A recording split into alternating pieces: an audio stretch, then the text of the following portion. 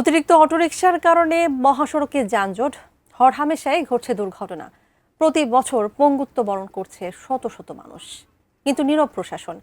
দুর্ভোগ পোহাতে হচ্ছে জনগণের। সাভার পাকিজা ঢাকা আরিচা মহাসড়ক থেকে বিস্তারিত জানাচ্ছেন প্রতিনিধি কামরুজ্জামান। কামরুজ্জামান, মেইন রোডে তো অটোরিকশা চলা নিয়মই নেই, তারপরও অটোরিকশা চলছে এবং এই দুর্ঘটনাগুলো ঘটছে। কি ব্যবস্থা নিচ্ছে প্রশাসন? কেন প্রশাসন নীরব? একটু জানবো আপনার কাছ থেকে।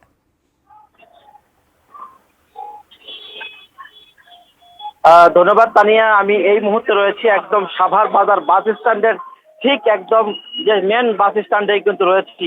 আপনারা জানেন যে এই সাভার বাস স্ট্যান্ডে কিন্তু সাভারে কিন্তু আসলে লক্ষ লক্ষ মানুষের বসবাস, কিন্তু এখানে কিন্তু জানেন যে এই যে আহ, নিয়ন্ত্রণ কিন্তু নাই কোনো অটোরিকশার।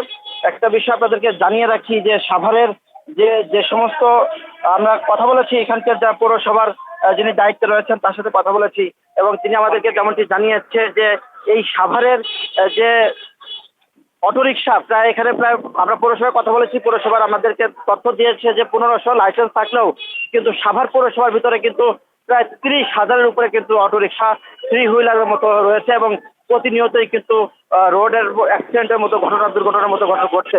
এছাড়া আমরা সাভারের যে সিআরপি যেখানে পঙ্গুত্ব বরণ করছে, প্রতিদিনই যেখানে রুগী যাচ্ছে আমরা সেই সিআরপির সাথে কথা বলেছি। তারা আমাদেরকে তথ্য দিয়েছে যে বেশিরভাগ প্রায় 3 থেকে 5% রুগী কিন্তু থ্রি হুইলার বা অটোরিকশা যে অ্যাক্সিডেন্ট হয় সেই অ্যাক্সিডেন্ট করার মতো রুগী কিন্তু বেশি তাদেরকে কিন্তু দেখতে পাওয়া যায়, কিন্তু তারা আমাদেরকে জানিয়েছে।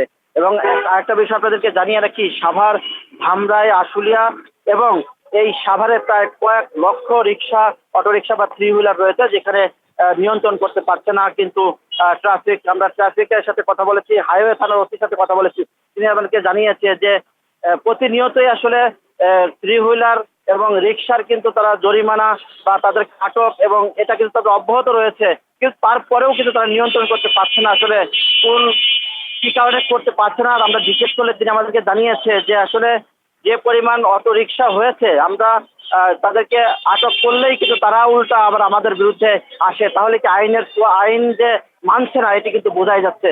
তো এই ছিল সর্বশেষ আমার কাছে সাভার বাজার বাস স্ট্যান্ড থেকে। আমরা ফিরে যাচ্ছি স্টুডিওতে।